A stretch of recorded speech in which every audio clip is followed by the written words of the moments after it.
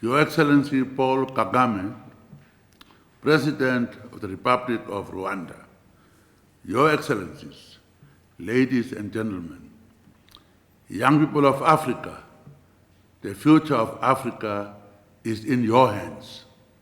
Thus, I am delighted to have been accorded this opportunity to participate at this year's Youth Connect Africa Summit, convening under the theme, quote unquote, accelerating investment in youth, resilient Africa.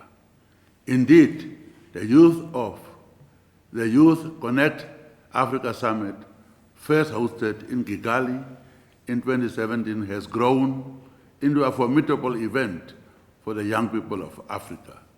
Therefore, let me thank my dear brother, President Paul Kagame, for having invited me to be part of this experience. As you know, due to the COVID-19 pandemic, the past 2 years have been extremely difficult. However, we believe that in every crisis lies an opportunity. Therefore, the COVID-19 pandemic has allowed us to strengthen our health systems through innovations in science and technology. Moreover, by uniting to fight the common enemy of COVID-19, bonds of solidarity and social cohesion were consolidated, which gives us a perfect opportunity to accelerate investments in our young people as part of our efforts to realize the vision of Agenda 63, the Africa we want. In this information age, young Africans are more integrated and connected than at any stage in our continent's history, owing to improved access to the internet and mobile telephony. Digital channels and social media have resulted in an intensification of actors and the rise of second-rate diplomacy. Therefore, young people of Africa should embrace the fourth industrial revolution as part of the economic transformation of the continent. I am confident that efforts will continue across all African Union member states to enhance youth participation and inclusion through representation at all levels of decision-making. Namibia is deep into its demographic window of opportunity, which opened to us in early 1990s.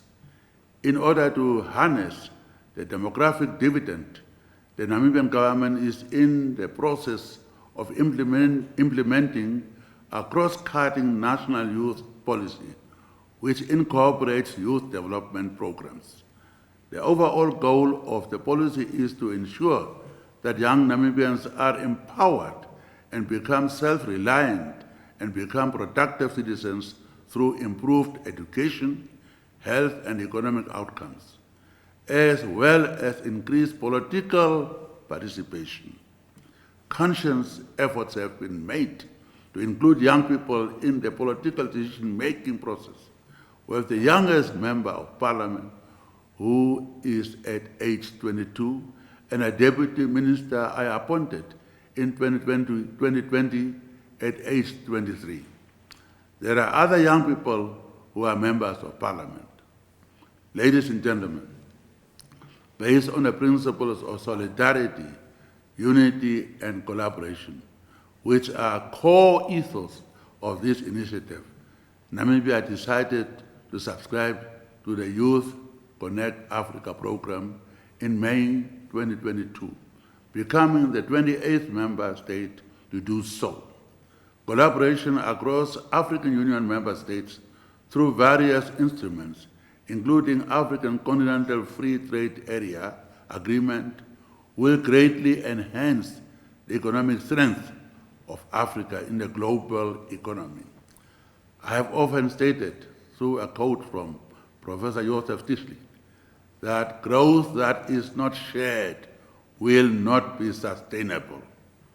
Development and information should therefore be cascaded using technology as an enabler to reach and benefit all members of our societies, specifically young people at the grassroots and rural communities. The premium that I continue to place on youth inclusion, empowerment, and development is not merely a political rhetoric. It should translate into effective governance and sustainable development. Young people must actively participate and be meaningfully engaged in our Agenda 2063 developmental aspirations. Young Africans, you are the hope and future of our great continent. Your countries and governments are relying on your individual and collective contributions in order to realize the vision of a prosperous and peaceful Africa. This is the time to uphold an enduring value of solidarity.